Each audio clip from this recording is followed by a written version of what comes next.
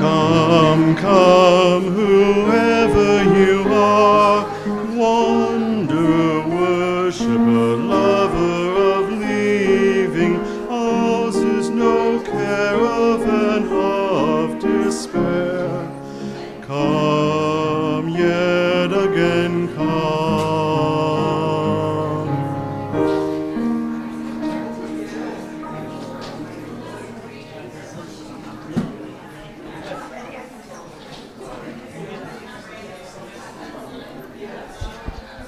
Good morning.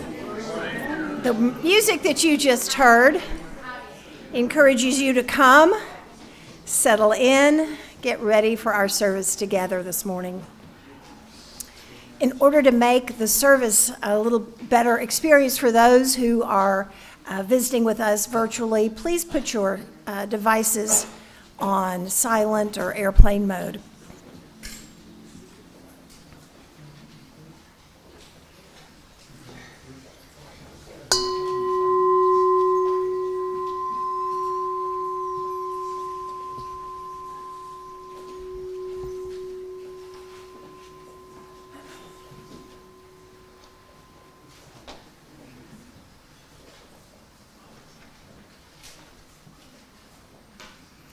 Please know that whoever you are, wherever you are from, whomever you love, wherever you are on life's journey, you are welcome here. My name is Molly. My pronouns are she, her, and it's my delight to welcome you this morning to San Gabriel. Whether you're here in the sanctuary, whether you're at home watching us, whether you are here with us for the first time or the 1,000th time, we're glad you're here. San Gabriel is a member congregation of the Unitarian Universalist Fellowship. We are a movement working for a just, peaceful, and sustainable world. Sustaining each other here in community is a part of that work.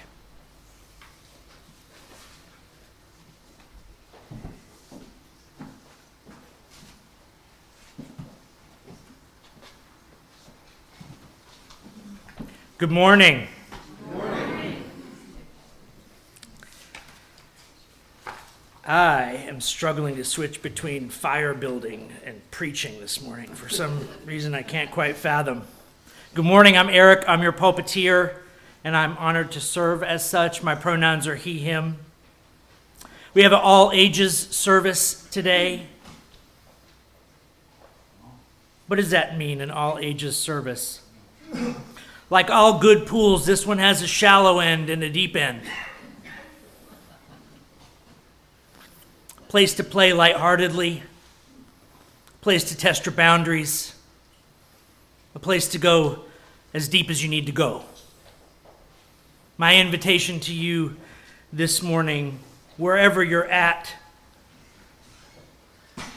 is to challenge yourself a little bit.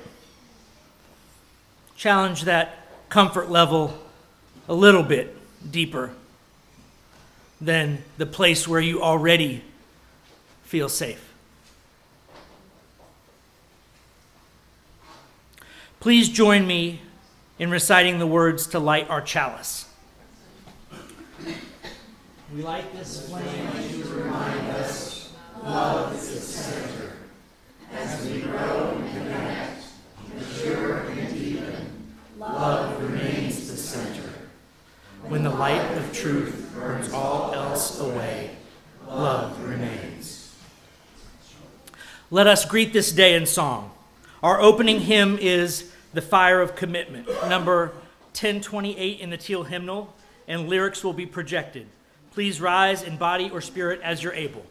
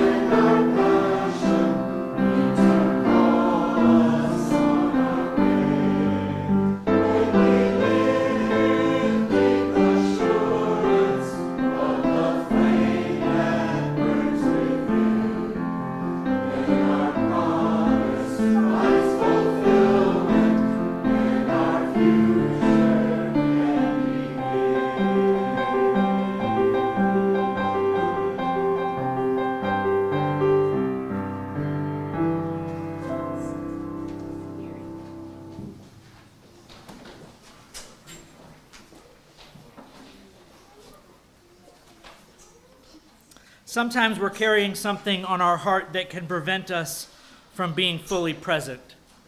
Here in our community, our sharing of these things with each other is medicine. And like all good medicine, it must be concentrated and potent. So we ask that you aim at 3 strong sentences. So if you're carrying a joy or a sorrow or both on your heart this morning, I invite you to share. In this time, while one of us is practicing the vulnerability of praise or grief, the rest of us are practicing the gifts of presence and deep listening. Please raise your hand for the mic.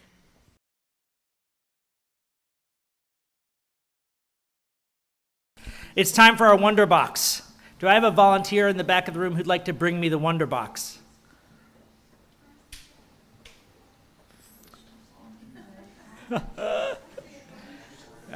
It'll happen.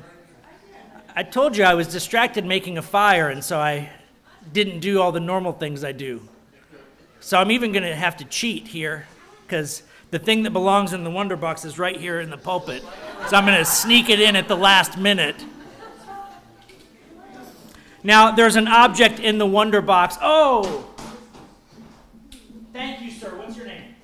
Oscar. Oscar. Thank you, Oscar. Appreciate the help. All right.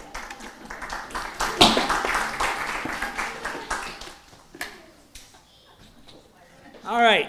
So, the verbal clue for this week's Wonder Box is they aren't just for trains. Whistles. Oh, good guesses. Oh, I heard a word, tracks. Yes. So we have in the Wonder Box today, not a train track, but a track. The only track I could find in my son's closet this morning. So today's Wonder Box word was tracks, and let's listen to a story from Dr. Seuss about some folks who are very, very serious about their tracks.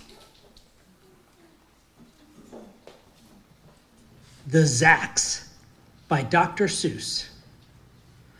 One day, making tracks in the prairie of Prax, came a north-going Zacks and a south-going Zacks.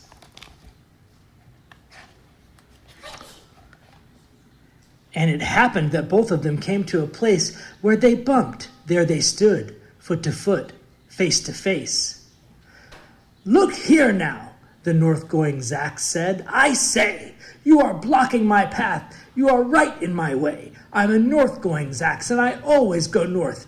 Get out of my way now and let me go forth."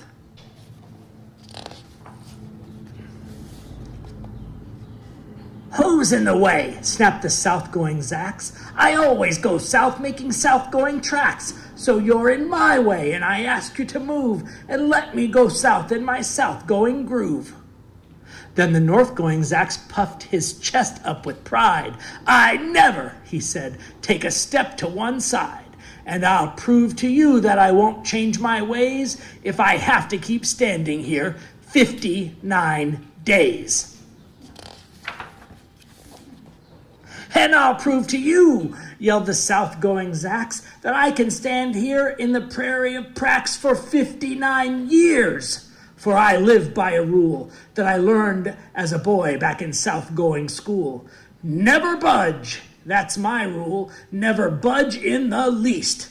Not an inch to the west, not an inch to the east.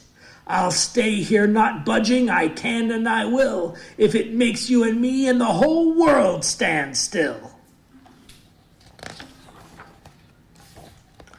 Well, of course, the world didn't stand still. The world grew. In a couple of years, the new highway came through, and they built it right over those two stubborn Zacks and left them there standing, unbudged in their tracks.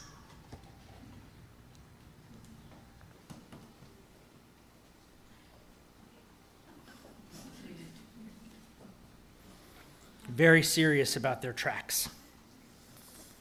All right. For our anthem this morning, I'd like to welcome Mel Moss performing "Morning Has Broken."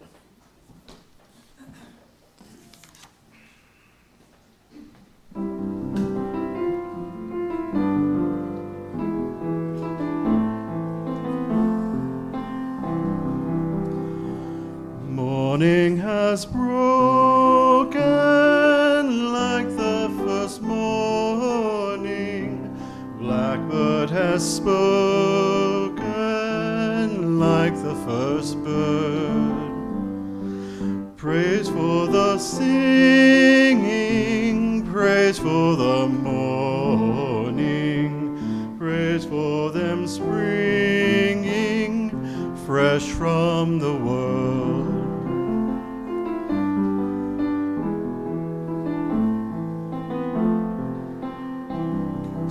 Sweet the rain's new fall, sunlit from heaven, like the first dew fall on the first grass. Praise for the sweetness of the wet garden, sprung from completeness where his feet pass.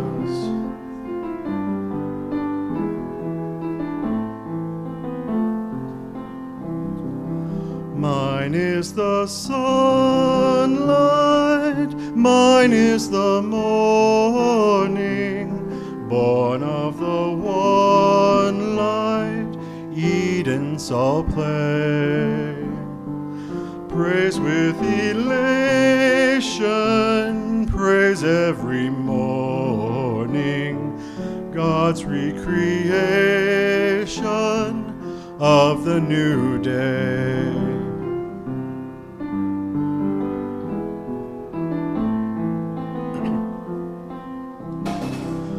Morning has broken like the first morning. Blackbird has spoken like the first bird. Praise for the singing, praise for the morning, praise for them springing fresh from the world.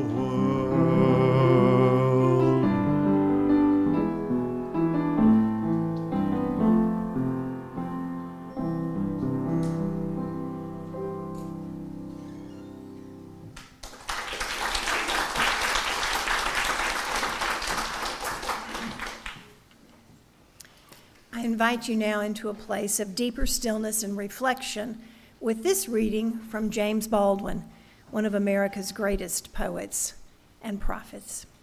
This comes from his 1962 book, The Fire Next Time, and is an excerpt from a letter written to his nephew James in 1962.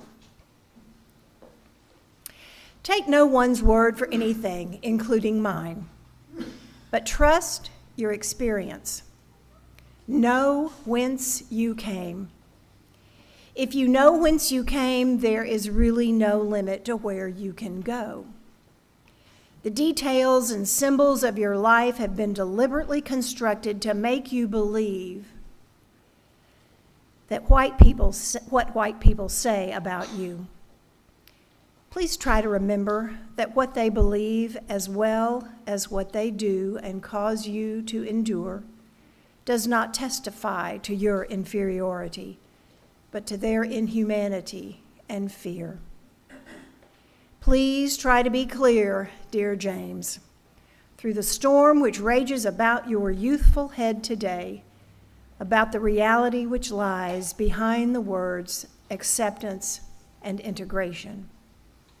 There is no reason for you to try and become like white people, and there is no basis whatever for their impertinent assumption that they must accept you. The really terrible thing, old buddy, is that you must accept them. And I mean that very seriously. You must accept them and accept them with love.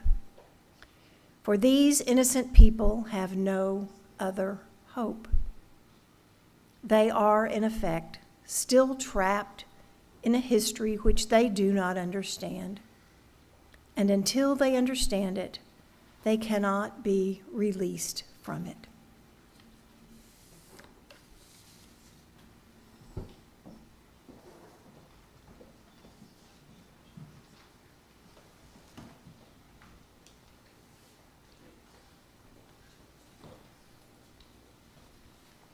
So I think we've delineated the shallow end of the pool from the deep end of the pool.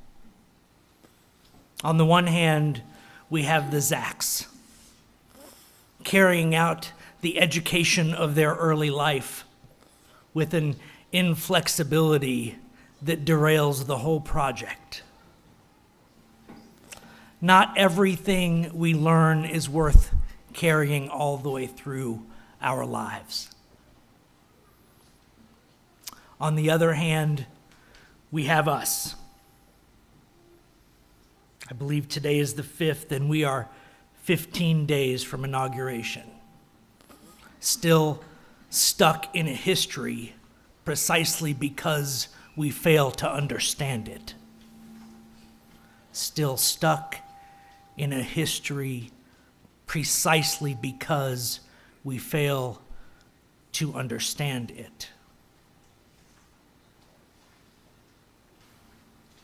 So, this is our first service of the new year. It is a UU tradition to do a fire bowl type service. I want to issue to you, I'm going to invite our membership stewards. They're going to bring around a basket that has slips of paper and some pens. And I'm going to invite you into a few moments of reflection. What have you learned in your life that is no longer serving you? Now, we might need a guidepost for that, so I'm stealing something. Well, I should say I'm borrowing something that's been borrowed a million times. I'm borrowing it from my wife. She used to have this hanging in her office at work. Now, this one you'll notice has all the social media icons on it. This, too, goes through an evolution. The idea is think. And originally it was think before you speak. So ask these 5 questions. Is it true? Is it helpful? Is it inspiring? Is it necessary? And is it kind? Now, this is a litmus test that we could use for things we say out loud. This is a litmus test we can use when judging whether the thoughts in our own head are worthy of our attention. We've been practicing in recent months some different meditation techniques. How do we know which thoughts to let go without granting them extra attention, and which thoughts are worthy of inspiring how we show up in the world? This is as good a metric as I've found for doing that, even with your own thoughts. For one of the most disturbing things that we realize in our journey, but it's with us from childhood through elderhood, is that not every thought we think is true. Not every thought we think is true.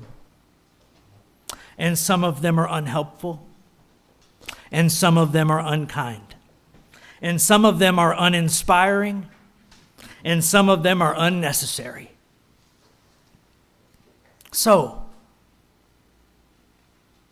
today's fire ceremony is an opportunity. You can go ahead and start passing them out. So today's fire ceremony is an opportunity for you to cast a spell. Now, that's something we don't talk about magic much these days. But I want you to pay attention to a few things. The idea of spell isn't as foreign as it might seem. How many people here have had a really important thought that they stifled and left unvoiced? That ever happened to you? Yeah. Now, probably there's another situation in your life where you let those words out of your mouth and noticed that it changed everything, whether you kept it inside or whether you let it out. That is the power of a spell. When we give voice to things, it puts it out into the world in a different way. In a different way for ourselves. How many people have learned something about themselves by speaking a truth that they believed but never thought before out loud? Amen. So, giving things voice matters. Writing matters.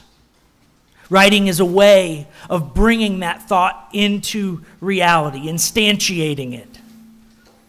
It's not only a mystical idea, but it is also a mystical idea. So I'm going to invite you to a few moments of reflection.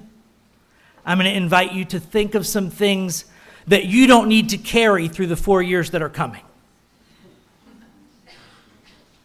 You're going to have some new burdens come up.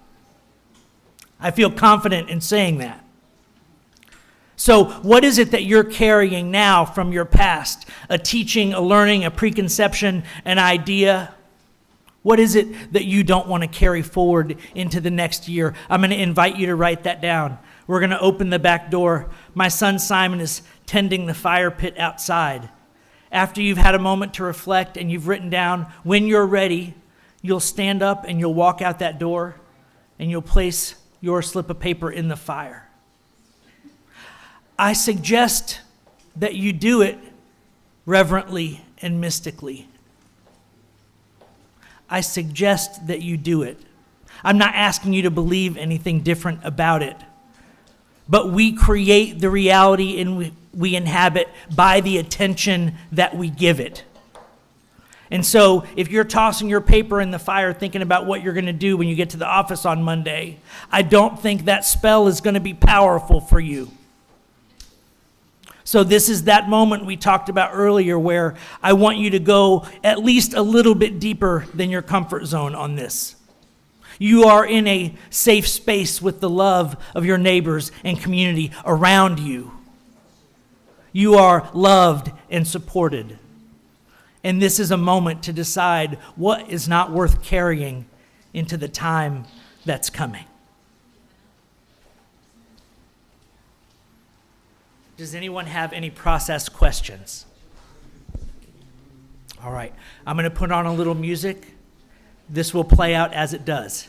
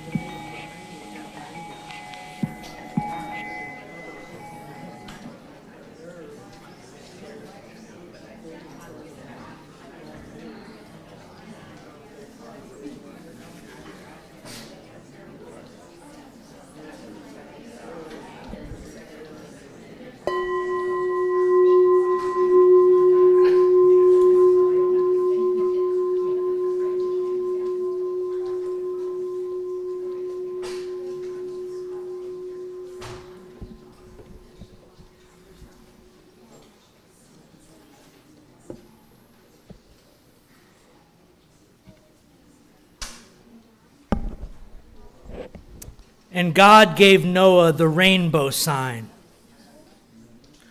No more water. The fire next time. Now,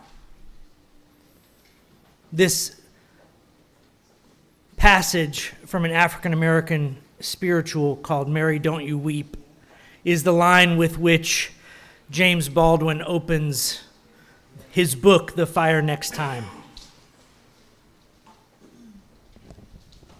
It has been interpreted, as you can imagine, in many different ways, most of them apocalyptic. I would like to suggest to you this morning a different reading. 8 years ago, when we stood in a place similar to where we stand now, we felt like we were drowning. Many things have changed since then. As I've been preaching since November, we aren't the same as we were. And neither are our fellows. This time, it wasn't a minority. If you needed a bigger wake-up call, I don't know what it might look like.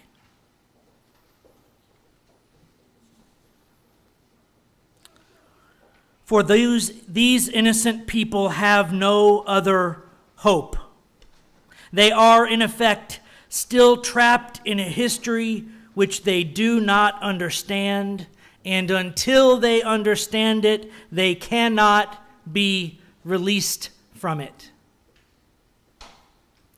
We've said those who don't understand their history are destined to repeat it so many times it has become trite. So many times that we can say it without really taking the time to sit with it. We still want to just fix stuff and get on with stuff and put it behind us and move on. Not recognizing that we didn't set the baggage down, we shackled it to our ankles, and we wonder why we can't make progress.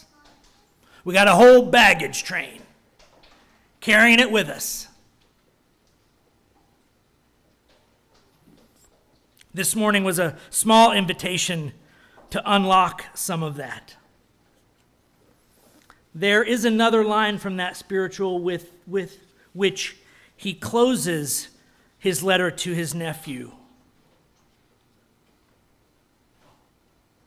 The very time I thought I was lost, my dungeon shook and my chains fell off. The very time I thought I was lost, my dungeon shook and my chains fell off.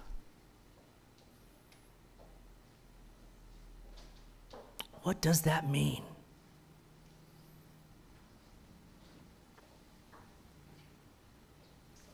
I think the main thing that it means is when he realized he didn't know, when he realized he didn't have all the answers, when he realized that the certainty was a falsity, he was, for the first time, truly free.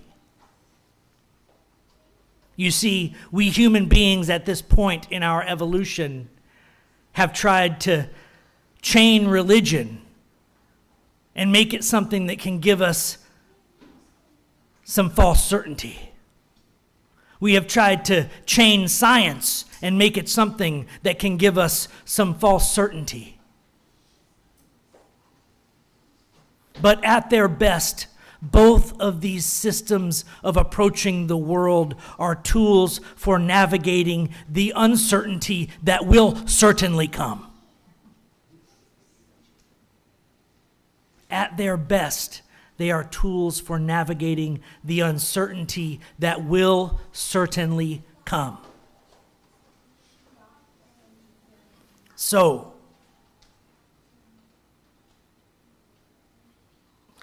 we will, for the next many years, be digging deeper on many of the themes that I'm going to touch on today.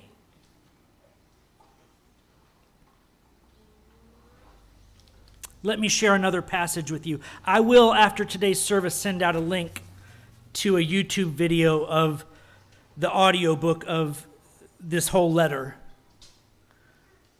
I've listened to it probably 24 times in the last week. I think it's worth you listening to it at least once and see how it moves you.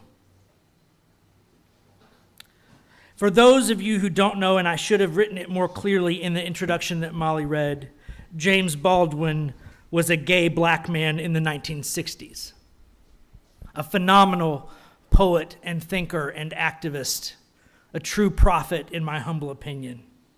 And he wrote this letter to his nephew, who was 15 years old in the year 1962, around the time of the 100th anniversary of the Emancipation Proclamation. And I quote, "It was intended that you should perish in the ghetto, perish by never being allowed to go behind the white man's definitions, by never being allowed to spell your proper name. You have, and many of us have, defeated this intention, and by a terrible law, a terrible paradox, those innocents who believe that your imprisonment made them safe are losing their grasp of reality.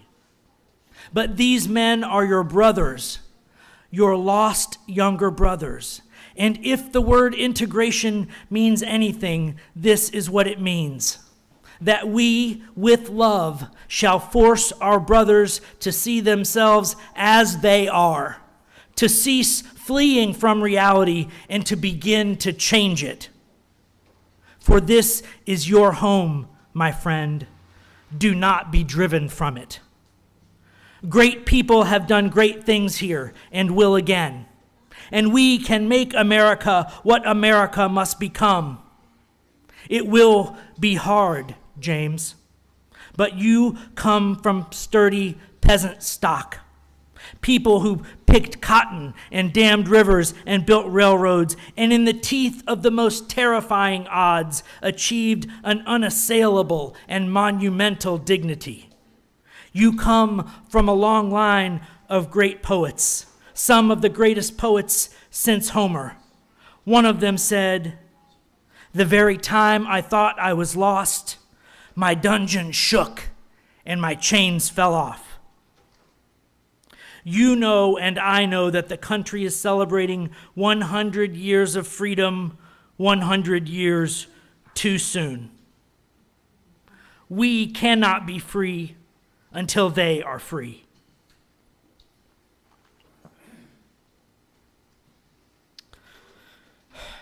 God bless you, James. And Godspeed. Your Uncle James.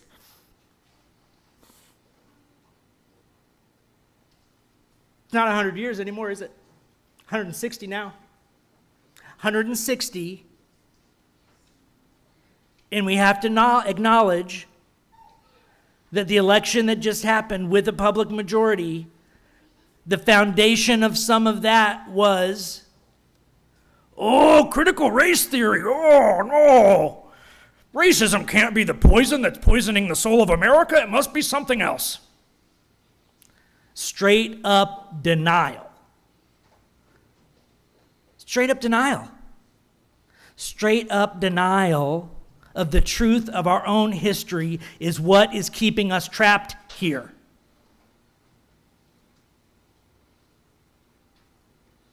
I cannot make it any plainer for you. And I don't believe that this is an inappropriate all ages message. The fight was that kids were starting to learn the true history, a history that told everybody's stories, not just the winners' stories in Roman military terms. They were starting to learn these things, and they were coming home to their parents and saying, "Hey, what's up with this? Why am I hearing about this for the first time?" And the parents were like, I don't want this to be true. You're suffering anxiety now. You mean the same anxiety that minority children have been living with for 160 years plus? That same anxiety? Yes, we're all experiencing it. All of us. We are not free from this. Ignoring is not freedom. Ignoring a true reality in which you live is not freedom. It is the shackles. It is the thing that's dragging the suitcase that you can't shake.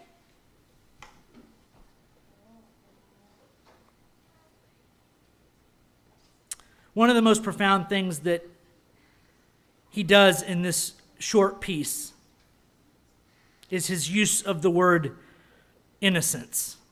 I don't know if any of you picked up on that in the two readings that we shared.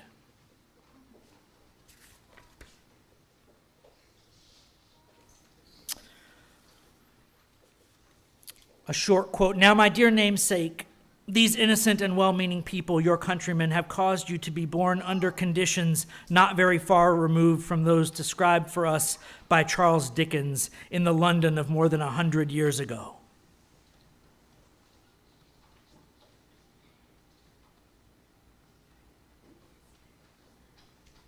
Now that's interesting, because I think it suggests something that's true. Racism and race-based slavery wasn't the beginning of this. It was just another phase in its evolution. What does it mean to track back that history? That history of exploitation, that history of believing that certain people, based on their birthright, should be in control of other people. That certain people were entitled by lineage to eat off the fruits of the labor of others.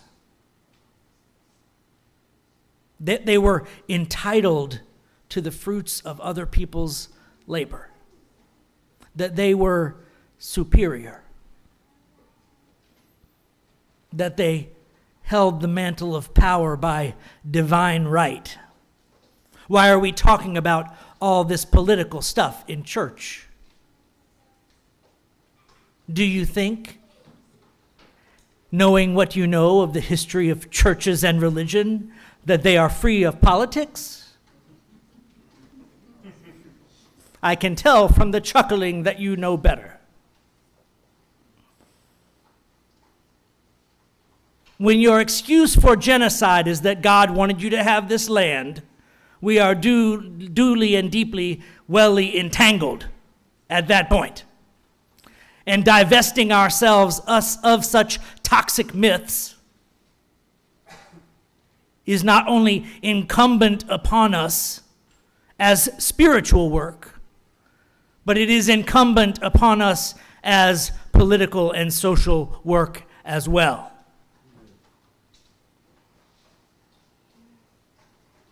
I do the work that I do because I think that it must be spirit first. I think that without doing our own spiritual work, we will recreate the same evils in a new guise. Because we will not have the spirit-centered vision to see what else is truly possible. We will not have the fortitude and the courage to face the darkness of what has been and what still is. There's another line in here. One can be, indeed one must strive to become tough and philosophical concerning destruction and death. For this is what most of mankind has been best at since we have heard of man. But remember, most of mankind is not all of mankind. But it is not permissible that the authors of devastation should also be innocent. It is the innocence which constitutes the crime.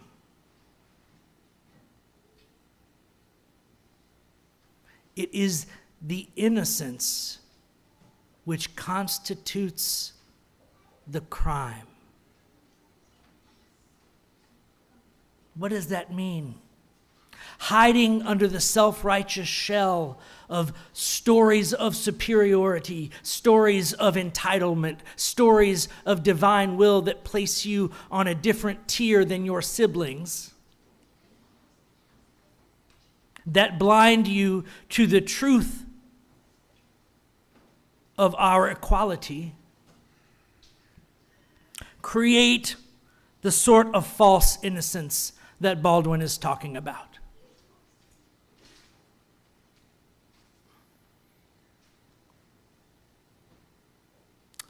When I was an atheist and attempting to be very clever with my words earlier in life, I developed a saying that ignorance might be bliss, but that doesn't make it desirable. But I think it's true, and it relates to what we're talking about this morning, which is ignorance, especially willful, mindful, forced, scaffolded ignorance, simply isn't excusable in mature people. The act of maturation itself is a move out of false belief and into clarity and the capacity to grapple with the unknown, giving up the need for identity and certainty that we need in the earlier parts of our life.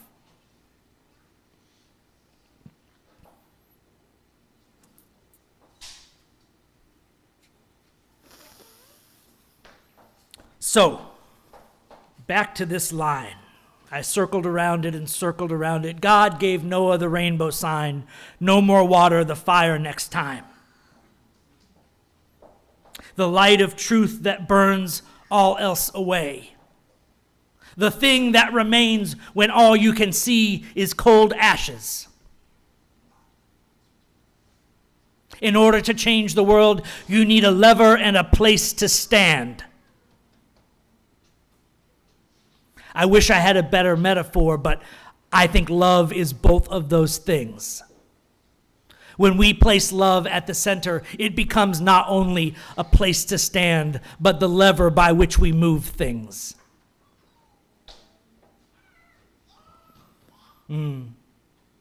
Maybe love is the stand, maybe courage is the lever.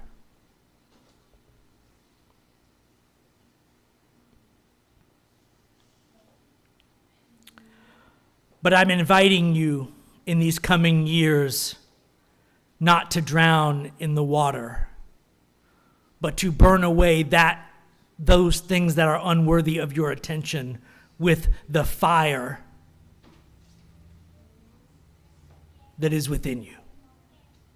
The fire of your own consciousness and divine light and spirit, the fire of your passion, the fire of your love, the fire of your curiosity and your seeking for truth. The fire of those things can burn away the falseness and the darkness. They can burn away the need for false certainty. They can burn away the distraction of the trivial from the truth of what you are called here to do and to be. You, each of you in this room, individually, has a role to play in all of this. The powers that be would prefer that you sit on your couch, overwhelmed by the deluge and flood of opinions on MSNBC.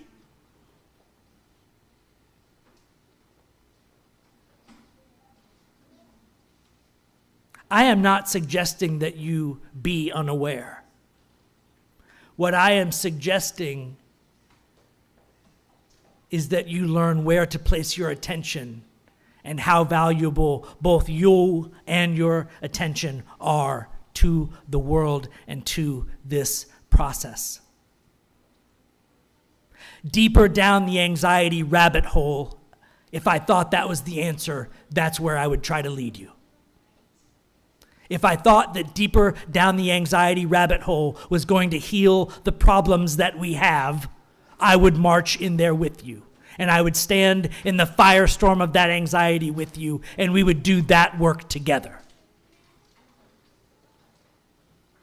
How many people here feel like they make their best decisions when they're freaked out and stressed and anxious? I got one. It's all good. I got two. All right. Diversity comes in many flavors. I'm not saying it's not possible. I'm saying that in my experience of human beings, it tends not to be the norm. And it's hard to find a place of stillness, a place to stand and a lever to move the world when you're rattled by anxiety.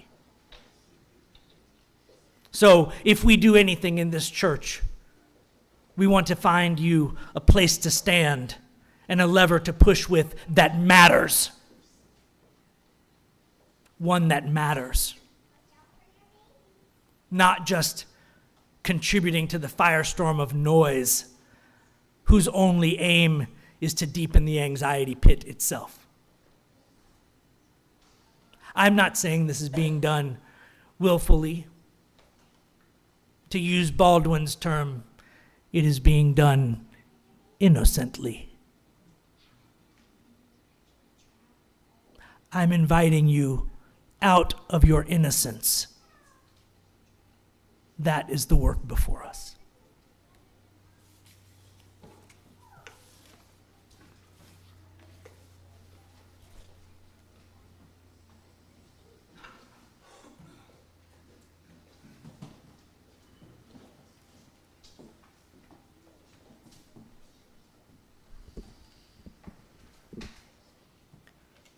We take an offering each week to sustain this spiritual home, to support the work of our fellowship.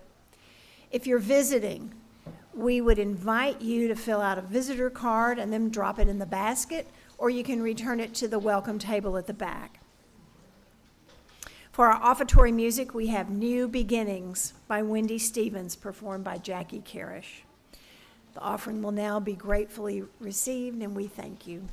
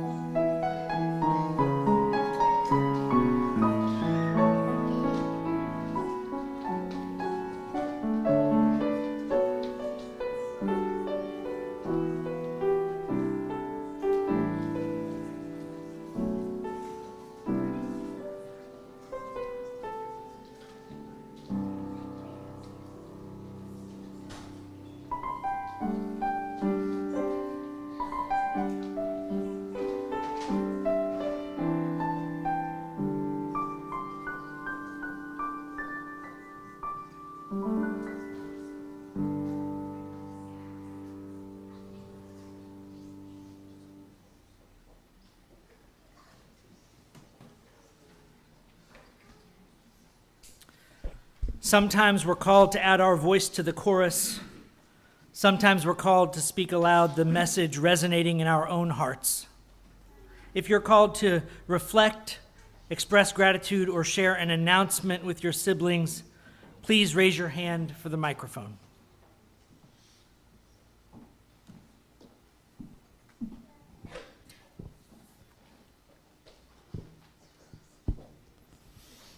Two things. First of all, a reflection. Thank you for helping me find my center.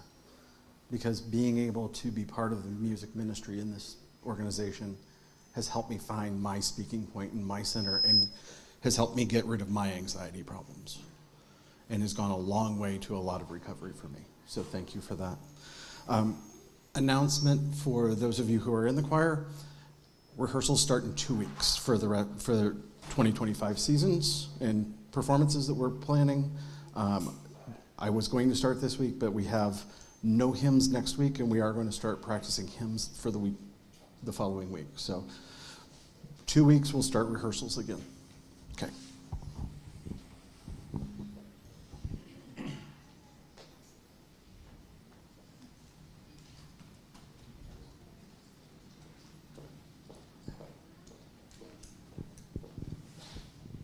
Hi, I'm Pam Hibbard, and we are thrilled to welcome so many new guests today. And I wanted to make sure everybody knows that we have an orientation session. The membership team is hosting it next Sunday at 12 noon after the service. It'll be in the Fellowship House, which is one of the little buildings next to us here.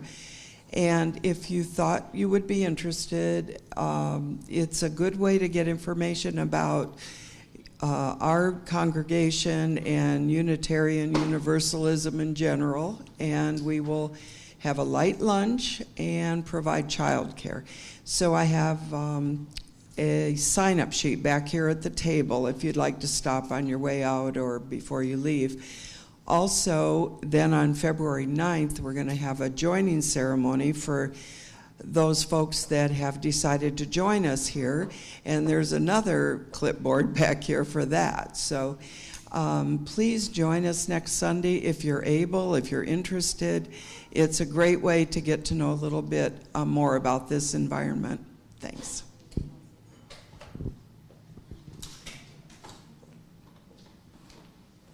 Nope. Okie dokie.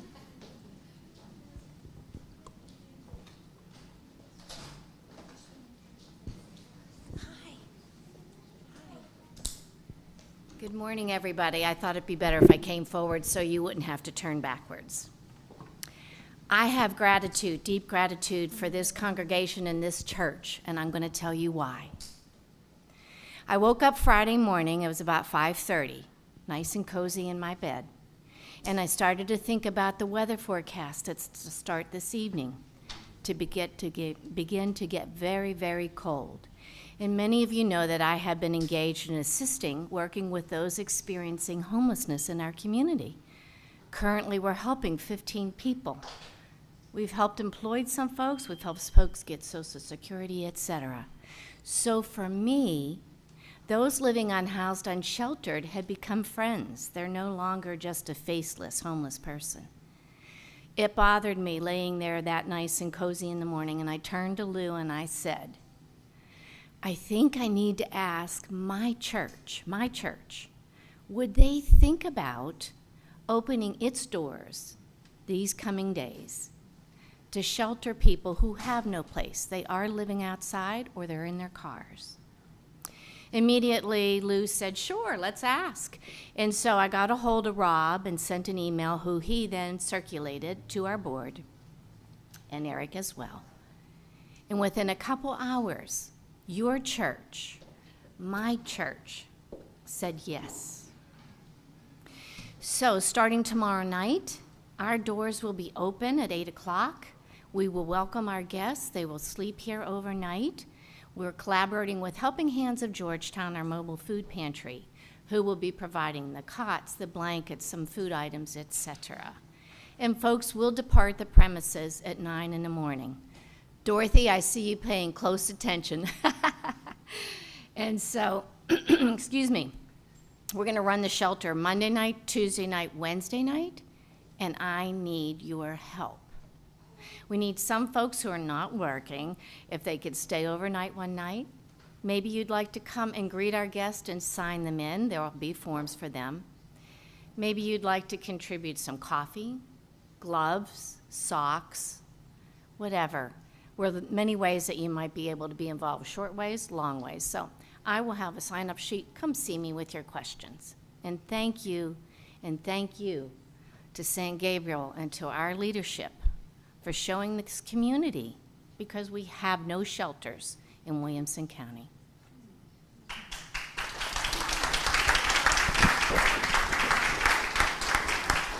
In case any of you are wondering what it might look like to have a place to stand and a lever to do something that matters, you can think about what Michelle just shared.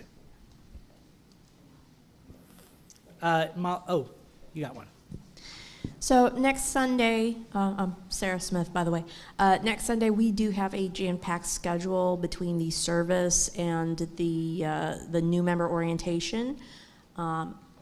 We are also scheduled to do a Sunday service team meeting at the same time.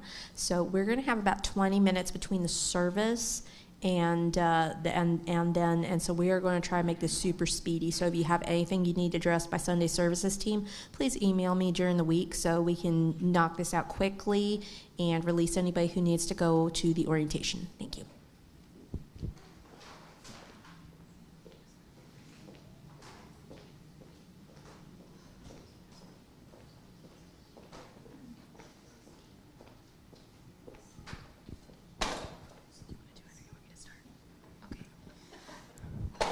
This is Bella, and she would like to say that she's very thankful for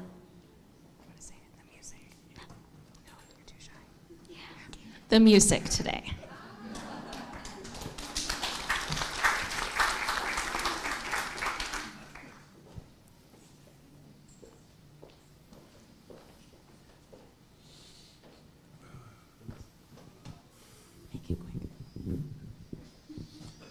As my wife handed this microphone to me, she reminded me of that awful thing, 2 strong sentences.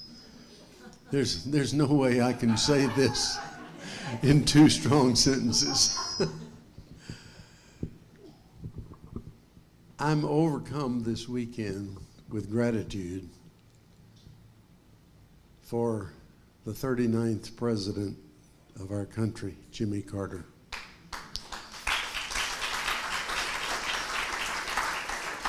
I don't want to assume that everybody in this room feels the same way about him as I do. We've found out so many times that there are different assessments of his presidency, but this is my tribute to him. I am grateful for leaders who model for us and our children what it is to live a life of character and compassion, and who allow their faith, their quiet faith, to influence the decisions that they make, both personal and political. So that's how I feel about the 39th president of our country. Now, we all know that Jimmy Carter was a staunch Southern Baptist from the get-go till the end. But I feel like that's the place where he and I sort of parted ways. But the truth of the matter is, the way that he went about letting his faith influence the real life that he was living is very instructional and inspirational to me. So he stood every week in his little Baptist church in Plains, Georgia, and taught Sunday school. And so, as I say, there was no question about his denominational affiliation. But judging from all that I have observed about him and his life, if he were to come into this room, pick up this hymn book, and look on the page, just 2 or 3 pages inside, and read those 7 principles by which our church is organized, I think he would say, this is what the church should be about. So, thank you.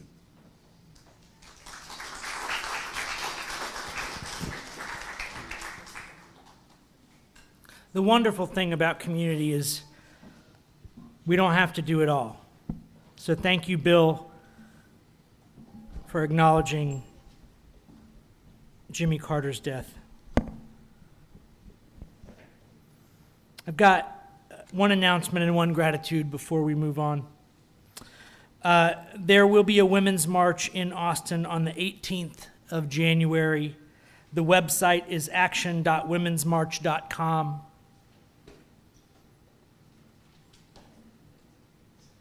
You are invited. You are encouraged to talk to your neighbor and show up with your yellow shirts if you desire. We have yellow shirts in the back for you who don't know what I'm talking about. It's a UU thing. The shirts say, stand with love. Side with love. Sorry. There have been many iterations of the shirts in my time. My second is a gratitude for our neighbor Dorothy, who let me borrow some tools.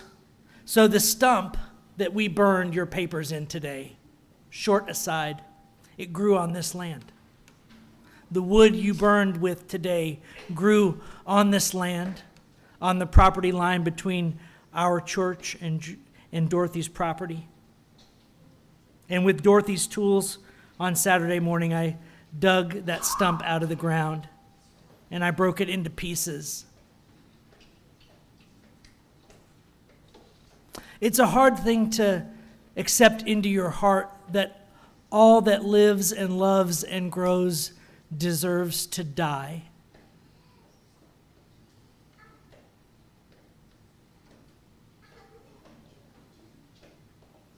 But out of death comes new life. Out of the sacrifice of that old and rotting stump came a way for you to cleanly purge what you needed to let go of this morning. We could be innocent of these cycles, but I prefer to invite them in. Our second hymn is Although Life is But a Wraith, number 85 in the gray hymnal. Please rise in body or spirit as you're able.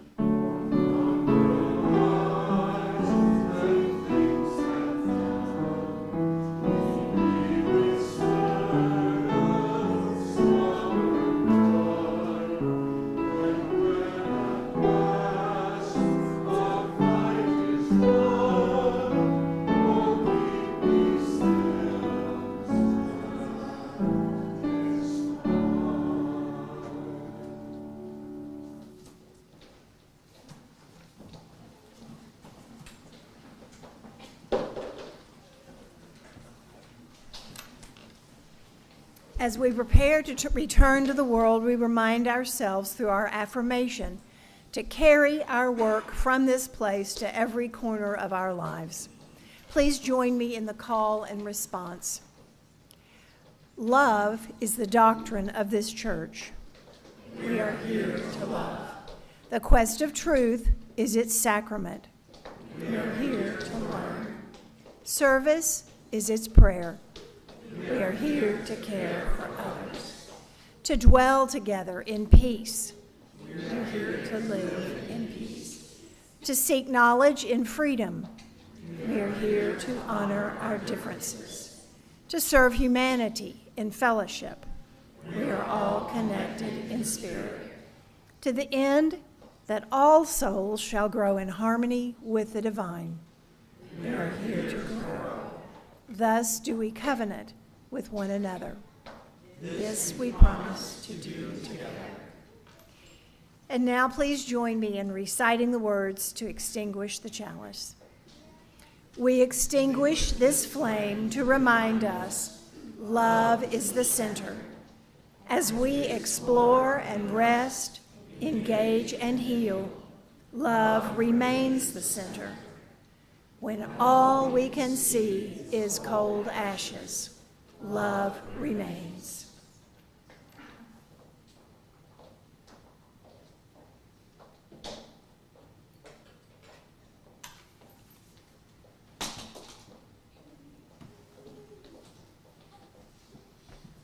Before I bless you out, let me say one more thing. I see that we have a ton of guest children this morning, which makes me joyful. For the parents who came this morning not knowing this was an all-ages service and not getting the respite you wanted, we apologize, but please bear with us. We will have full RE next week. Now, Candace is brand new, so don't go ask her what's it been like or what is the tradition of what you've been doing. What I can tell you from Candace and I's several-hour conversation on Friday is we are committed as a congregation and as a worship team to meeting the needs of the kids who come. The congregation has doubled down on that with both volunteers and money. There will be a volunteer sheet coming out for people to volunteer in RE. That'll be coming out digitally to you through your email if you're on the San Gabriel email list.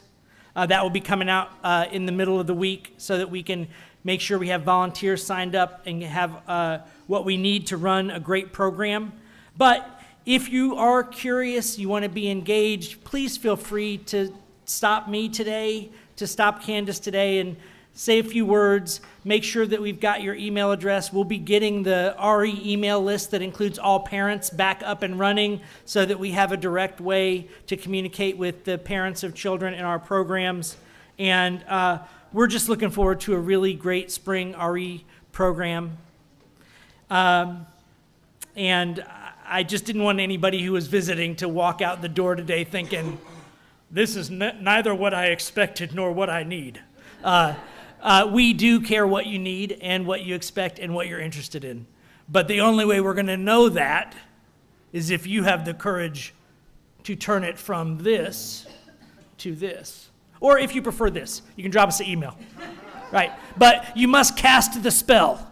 If it stays in your head, it does no one any good. So, thank you for all the guests who are here today. I leave you with this as a benediction. May you find questions more profound than answers, play more proficient than mastery, vulnerability more powerful than invincibility, supplication more productive than control, and a peace that passeth all understanding. Go in peace.